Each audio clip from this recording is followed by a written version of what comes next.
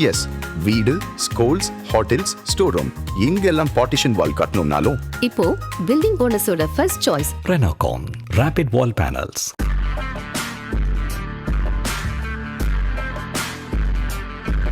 வணக்கம் ஜெயஹிந்த். இன்றைக்கி நம்ம சேனலில் ரஷ்ய அதிபர் புதின் அவர்களுடைய வருகை ஒரு வரலாற்று சிறப்புமிக்க ஒரு நிகழ்வு அப்படின்னு நம்ம சொல்லலாம். இதில் 2-3 விஷயம் இந்தியாவும் ரஷ்யாவும் ஒரே இடத்துல ரொம்ப பின்தங்கி இருக்கிறது அப்படின்னு பார்த்தீங்கன்னா மீடியா மேனேஜ்மெண்ட். ரஷ்யாவிட்டையும் பெரிய அளவுக்கான சர்வதேச ஊடகங்கள் அப்படின்றது பெரிய அளவில் கிடையாது. அதே மாதிரி ரஷ்யா பற்றி நமக்கு வர இன்புட் எல்லாமே பார்த்தீங்கன்னா வெஸ்டர்ன் மீடியாவை, இந்தியாவில் இருக்க ஊடகங்கள் எல்லாமே வெஸ்டர்ன் மீடியாவில் வால் ஸ்ட்ரீட் ஜேர்னல்லையும் நியூயார்க் டைம்ஸ்லேயும் ரைட்டர்ஸ்லேயும் பப்ளிஷ் பண்ணுறத அப்படியே அந்த ஃபீட் எடுத்து இங்கே போடுவாங்க. ஸோ ரஷ்யன் பர்ஸ்பெக்டிவ் என்ன அப்படின்றது இன்னி வரைக்கும் பார்த்தீங்கன்னா இந்தியர்களுக்கு பெரிய அளவுக்கு தெரியாது. ஏன்னா அது மக்களோட தப்பு கிடையாது. இங்கே இருக்கக்கூடிய ஊடகங்களுமே ரஷ்யாவை புரிந்த ஊடகங்கள் இல்லை அவங்க தரப்பு விஷயங்களை சொல்லக்கூடிய ஊடகங்கள் அப்படின்றது இங்கே கிடையவே கிடையாது.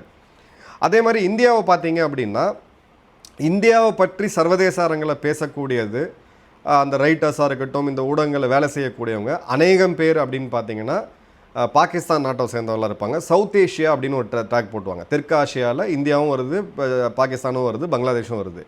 அவங்க தான் இந்தியாவை பற்றியான நரேட்டிவை குளோபல் இதில் செட் பண்ணுவாங்க. உதாரணத்துக்கு ஆப்ரேஷன் சிந்தூரை பற்றி நீங்கள் வெளியில் இருக்கக்கூடிய யாராவது பேசுனீங்க அப்படின்னா ஒருவேளை இந்தியா தோற்று போச்சு அப்படின்னு தான் சொல்லுவாங்க. ஏன்னா அந்த ஊடகங்கள் அப்படி தான் காமிச்சாங்க. அல் ஜசீரா, பிபிசி போன்ற ஊடகங்கள் எந்த அளவுக்கு பொய் செய்தியை பரப்புனாங்க அப்படின்னு சொல்லிட்டு அந்த காலகட்டங்களில் நாமளே எக்கச்சக்கமான நியூஸ் போட்டிருந்தோம். அதே மாதிரி இன்னொரு சைடு எடுத்தீங்க, இந்தியாவை பற்றி இன்புட் யாருக்குன்னு கொடுக்குறதுனா இங்கே இருக்கக்கூடிய இடதுசாரி ஊடகவியலாளர்கள், லெஃப்ட், அதாவது இந்த லெஃப்ட் இன்டலெக்சுவல்ஸ்ன்னு சொல்லுவாங்க. அவங்க தான், இவங்க இன்டலெக்சுவலானு எனக்கு தெரியாது, பட் அந்த லெஃப்ட் மீடியாவை சேர்ந்தவங்க தான் இந்தியாவை பற்றியான நரேட்டிவை உலக அளவில் போட்டிருப்பாங்க. கோவிட் எடுங்க, அதன் பிறகு ஆர்டிக்கல் அப்ரகேஷன் ஆஃப் 370 போன்ற பல நிகழ்வுகளை பார்த்தீங்கன்னா மிக மோசமான ஒரு வகையில் இவங்க சித்தரிச்சிருப்பாங்க. உதாரணத்துக்கு ஃபார்ம்லா ப்ரொட்டஸ்ட், விவசாயிகள் போராட்டம் அப்படின்றது 2 மாநிலங்கள் நடந்துச்சு. இருக்கக்கூடிய 29 மாநிலங்கள் மற்றும் யூனியன் டெரிட்டரியில் 2 மாநிலங்கள் நடந்துச்சு, பஞ்சாப் மற்றும் ஹரியானா. குறிப்பாக பார்த்தீங்கன்னா அதில் பஞ்சாப். இப்போ இந்த இடத்த இவங்க எப்படி போர்ட்ரே பண்ணாங்கன்னா 30 லட்சம் விவசாயிகள் இந்தியா முழுக்க போராடிட்டு இருக்காங்க அப்படின்ற மாதிரி இவங்க போர்ட்ரே பண்ணாங்க. இது எல்லாமே பார்த்தீங்க அப்படின்னா நம்மளுடைய மீடியா மேனேஜ்மெண்ட் அப்படின்றது ரொம்ப புவராக இருக்குது. இப்போ பல நாடுகளில் நீங்கள் மீடியாவை அனலைஸ் பண்ணிங்கன்னா அரசு நடத்தக்கூடிய மீடியா தான் இருக்கும். இப்போ ஸ்வீடனாக இருக்கட்டும், நார்டிக் கண்ட்ரீஸ்லாம், யூரோப் கண்ட்ரீஸ்லாம் பார்த்தீங்க அப்படின்னா அரசு நடத்தக்கூடிய அந்த ஒரு ஊடகங்கள் தான் பெரிய லெவலில் இருக்கும். தனியார் நிறுவனங்களும் நடத்துவாங்க. நாம் அமெரிக்கன் சிஸ்டத்தை அப்படியே ஃபாலோ பண்ணியிருக்கோம். இங்கே இருக்கக்கூடிய ஊடகங்களை நடத்தக்கூடியவங்க ஒன்று அரசியல்வாதிகளுடைய அவங்களோட சொந்த சேனல்ஸ் எல்லாம் இருக்கலாம். அரசியல் கட்சிகள் எல்லாமே பார்த்தீங்கன்னா சேனல்ஸ் வச்சுருக்காங்க, ஊடகங்கள் வச்சுருக்காங்க. இல்லை அவங்களுக்கு சார்பாக இருக்கக்கூடிய ஒரு பத்திரிகை பார்த்தீங்கன்னா அதை தொடர்ந்து இது பண்ணுவாங்க. பட் நம்மளுடைய அரசு ஊடகம் அப்படின்னு நீங்கள் மெயினாக எடுத்திங்கன்னா தூர்தர்ஷனோட ரீச் இது கழுது தெரிஞ்சு கட்டெருமான கதையாயிருச்சு. அது மோனோபோலியாக இருந்து தூர்தர்ஷன் மட்டும்தான் நமக்கு ஒரே ஒரு சேனலாக இருக்கும்போது வேறு வழியில் தூர்தர்ஷனை தான் எல்லோரும் பார்த்துக்கிட்டு இருந்தோம். ஆனால் இன்றைக்கி தனியார் சேனல்கள் இத்தனை வந்த பிறகு பார்த்தீங்கன்னா தூர்தர்ஷனை பெரிய அளவுக்கு பார்க்கக்கூடிய அளவுக்கான பாப்புலேஷன் அப்படின்றது ரொம்ப கம்மியாக இருக்குது. இன்றைக்கும் அதுக்கு பட்டி தொட்டிலாம் ரீச் இருக்குது. அவங்களுடைய நியூஸ் கரஸ்பாண்டன்ஸ்ன்றது காஷ்மீர்லேருந்து கன்னியாகுமரி, ரான் ஆஃப் கட்சில் ஆரம்பித்து அருணாச்சல் பிரதேஷ் வரைக்கும் இருப்பாங்க. ஆனால் அவங்களால குளோபல் தூர்தர்ஷனை இந்தியா தாண்டி எத்தனை பேருக்கு தெரியும்னு கேட்டிங்கன்னா யாருக்குமே தெரியாது. இதுதான் ஒரு முக்கியமான விஷயம். ஸோ இந்த இடத்துல தான் புத்தின் அவர்கள் ஒரு மாஸ்டர் ஸ்ட்ரோக் ஒன்று பண்ணியிருக்காரு. அவங்களுடைய அரசு ஊடகமான ஆர்டி அப்படின்ற ஊடகம், ஏற்கனவே ஆர்டி அப்படின்ற அந்த ஊடகம் பார்த்திங்கன்னா எக்ஸ்தலத்தில் இருக்காங்க, ஆன்லைனில் இருக்காங்க, யூடியூப்பில் இருக்காங்க. இப்போது அதை ஒரு ஃபுல் ஃப்ளெஜ்டு டெலிவிஷன் சேனலாக இந்தியாவில் ஆரம்பிக்கிறாங்க. அதே மாதிரி பார்த்தீங்க அப்படின்னா ஒரு 100 மெம்பர் டீம் அவங்க ஏற்கனவே ஃபார்ம் பண்ணிட்டாங்க இந்தியாவில். நல்ல எக்ஸ்பீரியன்ஸ் ஜேர்னலிஸ்ட் அப்படின்றது ஒரு 100 பேர். அதே மாதிரி பார்த்தீங்கன்னா இந்த 100 பேர் சேர்ந்து ஒரு டெல்லியில் இருக்கக்கூடிய ஒரு ஹோட்டலில் தற்காலிகமாக ஒரு ஸ்டூடியோ ஆரம்பிச்சிருக்காங்க. எனக்கு தெரிஞ்சு புத்தின் அவர்கள் வந்த பிறகு இந்த புது ரஷ்யா சேனல், இந்தியாவில் ஆரம்பிக்கப்பட்டிருக்க ஆர்டி ரஷ்யா சேனலுக்கு தன்னுடைய பேட்டியோடு அவர் துவக்கி வைப்பார்னு நினைக்கிறேன். வரக்கூடிய காலங்களில் ஈஸ்ட் சைட் ஆஃப் நியூஸ், ரஷ்யாவுடைய பெர்ஸ்பெக்டிவ், ரஷ்யாவுக்கு இருக்கக்கூடிய இந்தியா ரஷ்யாவுடைய உறவு, ரஷ்யாவுடைய லென்ஸில் பார்க்கக்கூடிய சர்வதேச அரசியல், பாதுகாப்பு விஷயங்கள் எல்லாமே இனி இந்தியர்களுக்கு 140 கோடி பேருக்கு நேரடியாக கிடைக்க போகுது. இது பிரதமர் அவர்களும் இவங்களும் போகும்போது இந்த ஆக்சுவலாக பார்த்தீங்கன்னா ஒரு 5 வருடம் முன்னாடி ஒரு கருத்தரங்கு, ஒரு க்ளோஸ் டோர் மீட்டிங்கில் இதை பற்றி பேசியிருந்தோம். மீடியா அப்படின்றது இப்போது இந்தியாவை பற்றி ரஷ்யாவுக்கு தெரியணும்னாலும் அது வெஸ்டர்ன் மீடியா மூலியமாக தான் தெரியுது. அதே மாதிரி ரஷ்யாவை பற்றி இந்தியாவுக்கு தெரியணும்னாலும் அதுவும் வெஸ்டர்ன் மீடியா மூலியமாக தான் தெரியுது. நேரடியாக இரு நாடுகளுக்கு வந்து பெரிய அளவுக்கான ஒரு மீடியா ரிலேஷன் கிடையாது. இப்போ இந்த ஆர்டி சேனல் தூர்தர்ஷனோட பார்ட்னர்ஷிப்பில் இருப்பாங்க. இனி வரக்கூடிய காலங்களில் ஒரு டிஃப்ரெண்ட் செட் ஆஃப் ஜியோ பாலிட்டிக்ஸை நம்ம பார்க்க போகிறோம். இந்த இடத்துல தூர்தர்ஷனில் நிறையா ரிஃபார்ம்ஸ் தேவை. இதை பயன்படுத்தி தூர்தர்ஷனும் மாறணும் அப்படின்றது தான் நம்மளுடைய விருப்பம். ஏன்னா அந்த ஒரு ரொம்ப ஒரு லெகசி மீடியா அது இந்த மாதிரி சரிந்து போகிறது வந்து கண்டிப்பாக நல்லா இருக்காது. இப்போது ஏன் இது ரொம்ப முக்கியம்? நம்மளுடைய 70% இராணுவ தளவாடங்கள் நம்ம பாதுகாப்பு படைகள் யூஸ் பண்ணுறது எல்லாமே ரஷ்யா. அடுத்தது பார்த்திங்கன்னா Su-57 ஸ்டெல்த் ஃபைட்டர், இது ஆல்மோஸ்ட் கிட்டத்தட்ட வந்துருச்சு. ஒரு 2 ஸ்குவாடன் ஃபுல் லைசன்ஸ் ப்ரொடக்ஷன் இந்தியாவில், அதன் பிறகு டெக்னாலஜி ட்ரான்ஸ்ஃபர். S-400 பற்றி நான் ஏற்கனவே பேசணும் அவசியமே இல்லை, நம்ம ஏற்கனவே பேசியிருக்கோம். S-500 இனி சேட்டலைட்டுகளை வீழ்த்தக்கூடிய அளவுக்கான அந்த ஏவுகணையை ரஷ்யா வந்து சைனாவுக்கு கூட கொடுக்கல, இந்தியாவுக்கு தான் முதல் முறையாக கொடுக்குறாங்க. ஸோ அதுவுமே பார்த்தீங்கன்னா டெக்னாலஜி ட்ரான்ஸ்ஃபர் ஜாயின்ட் ப்ரொடக்ஷன் பண்ணோம் அப்படின்ற போது பிரம்மோஸ் அளவுக்கான ஒரு மிகப்பெரிய இந்திய ரஷ்ய கூட்டு தயாரிப்பு அது வர இருக்குது அப்படின்றத நம்ம பார்க்கலாம். அதே மாதிரி பார்த்தீங்கன்னா 48N6 அப்படின்ற ஒரு மிசைல் வேரியண்ட், அதை வந்து இப்போ இந்திய அரசு நிறுவனமான பாரத் டைனமிக்ஸ் லிமிடெட் அவங்களும் ஒரு அசம்பிளி பண்ணி இது இங்கேருந்து ஏற்றுமதி செய்கிறதுக்கான ஒரு முடிவை வந்து எடுக்கிறாங்க. இப்போது எக்கனாமிக்காக நீங்கள் எடுத்தீங்க அப்படின்னா $69 பில்லியன் அளவுக்கான வர்த்தகம் நம்ம பண்ணுறோம் ஃபினான்ஷியல் இயர் 2024-25. இது பார்த்தீங்க அப்படின்னா பேண்டமிக் காலம், அதாவது 2019-20க்கு முன்னாடி காலகட்டங்களை விட 6 மடங்கு அதிகம். ஸோ இதில் கணிசமான அளவு இந்தியா ரஷ்யாட்டிருந்து ஆயில் இம்போர்ட் பண்ணுறது வருது. அதை நம்ம எடுத்துகிட்டு தனியாக பார்க்கணும். இப்போ உதாரணத்துக்கு நீங்கள் ஏப்ரல் டு ஆகஸ்ட் பார்த்தீங்கன்னா கிட்டத்தட்ட 29 மில்லியன் அளவுக்கு வந்திருக்கு. நாம் வந்து இந்த பைலேட்ரல் ரிலேஷனை ரஷ்யாவுக்கும் இந்தியாவுக்கும் உள்ள அந்த வர்த்தக தொடர்பை 2030க்குள்ளே $100 பில்லியன் அளவுக்கு எடுத்துகிட்டு போகணுன்னு பார்க்குறோம். ஸோ ரஷ்யாவுடைய அன்றாட தேவைகளுக்கு அவங்க யூஸ் பண்ணுற எல்லாமே பார்த்தீங்கன்னா கணிசமான அளவுக்கு சீன பொருட்களாக இருக்குது. புத்தின் அவர்கள் அதை டைவர்சிஃபை பண்ணணுன்னு பார்க்குறாரு. மேக் இன் ரஷ்யா அவரோட மிக முக்கியமான இனிஷியேட்டிவ். ஸோ இந்தியாவுடைய ஏற்றுமதியாளர்களுக்கு தயவுசெய்து நம்ம இப்போ இன்றைக்கி கூட நான் கோயம்புத்தூரில் பார்த்தீங்கன்னா நிறைய பேர் சந்தித்தேன். நம்மளுடைய அன்பர்கள் ரெடிமேட் கார்மெண்ட்ஸில் இருக்கவங்க என்ன பண்ணுறதுன்னு தெரியாமல் தொழில் நஷ்டமெல்லாம் பேசுகிறாங்க. ரஷ்யா ஒரு பெரிய மார்க்கெட், அது ஒரு மிடில் இன்கம் கண்ட்ரி. ஸோ நிச்சயமாக ப்ரீமியமைஸ் ப்ராடக்ட் ரஷ்யன்ஸ் நிறையா வாங்குவாங்க. தயவு செய்து ரஷ்யாவையும் ஒரு வாய்ப்பாக பாருங்கள்.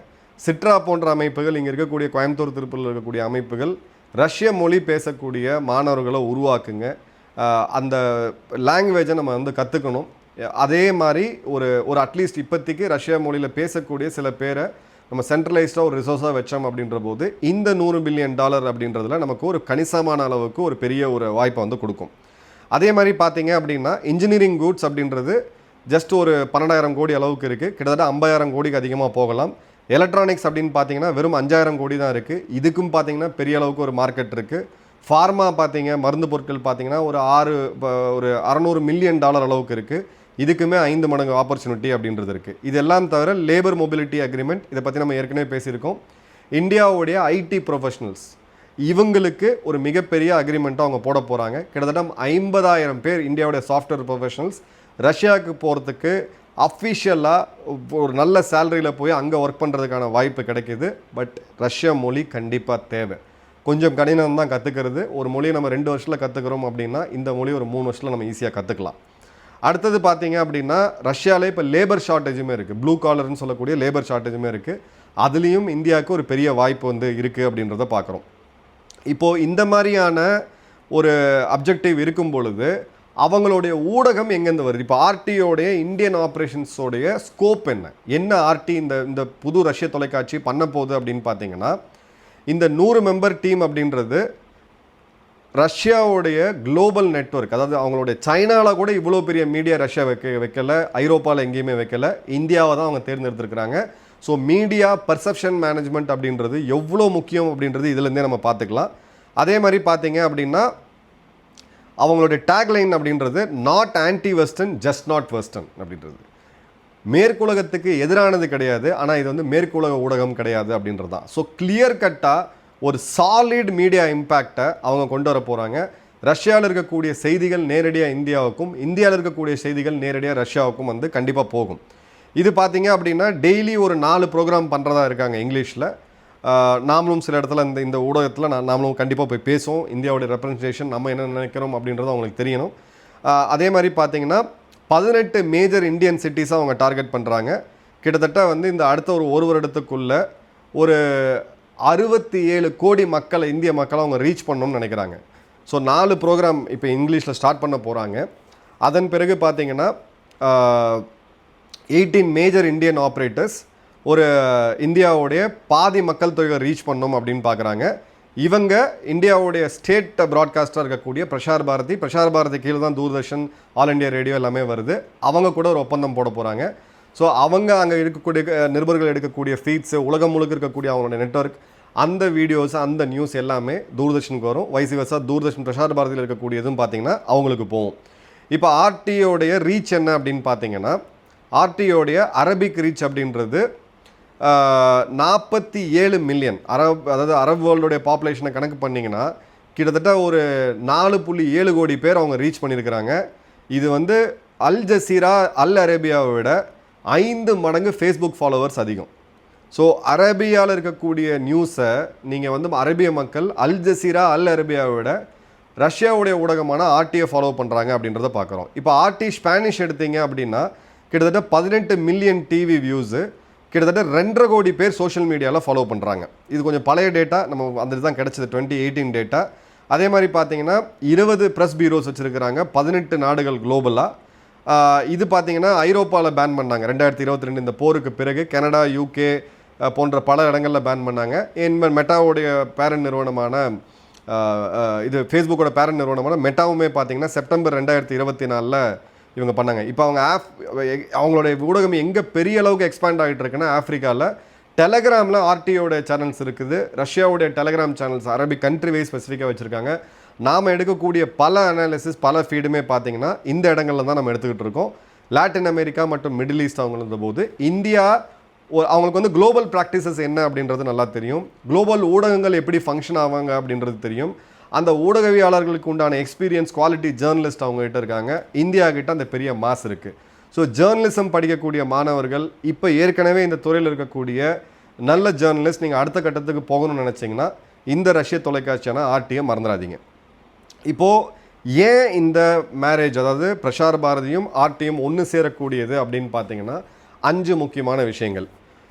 இந்த ஆர்டியோடைய அனிவர்சரி ஸ்பீச்ன்றது ரொம்ப முக்கியமாக மீடியாவில் இந்த வெஸ்டர்ன் மீடியாவுடைய மோனோபோலியை உடைக்கணும். வெஸ்டர்ன் மீடியாவுடைய மோனோபோலி எந்த அளவுக்கு இருக்குதுன்னு பார்த்தீங்கன்னா ட்ரம்ப்பையே காலி பண்ணுற அளவுக்கு இருக்குது.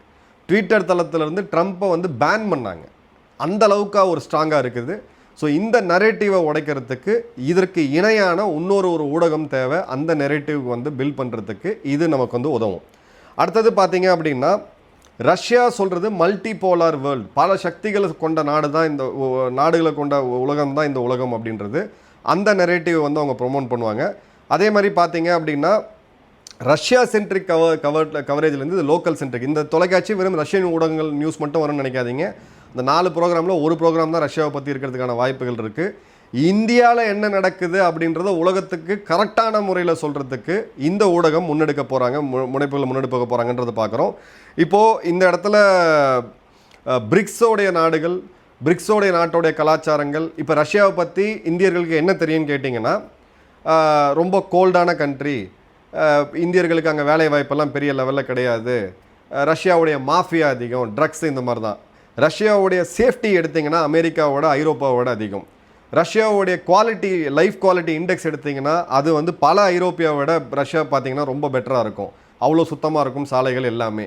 ரெண்டாவது, இந்தியர்களுக்கு எதிரான இந்த ரேசிசம் இதுவுமே பார்த்திங்கன்னா ரஷ்யாவில் பெரிய அளவுக்கு கிடையாது. ஸோ அதெல்லாம் நம்ம வந்து தெரியணும் அப்படின்னா ஊடகம் அப்படின்றது தேவை. இன்றைக்கி இருக்கக்கூடிய இன்ஃபர்மேஷன் வார்ஃபேர் மற்றும் ஜியோ பொலிட்டிக்கல் பொசிஷனிங்குக்கு ஊடகத்தோடைய இது முக்கியம்னு சொல்லிட்டு பிரதமர் மோடி அவர்களும் ரஷ்ய அதிபர் புட்டின் அவர்களும் நேரடியாக எடுத்த ஒரு இம்பார்ட்டண்ட்டான ஒரு முடிவு தான் இது. ஸோ இந்த இடத்துல ஒரு மல்டிபோலார் வேர்ல்டு ப்ராஜெக்டை துவக்கியிருக்காங்க. அதில் ரொம்ப ரொம்ப இம்பார்ட்டண்ட்டானது ரஷ்யா தான்.